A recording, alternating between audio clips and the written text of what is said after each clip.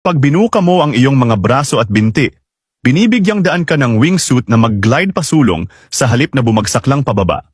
Ang tela sa pagitan ng iyong mga braso at binti ay nakakakuha ng hangin na lumilikha ng pagtaas mula sa iyong momentum.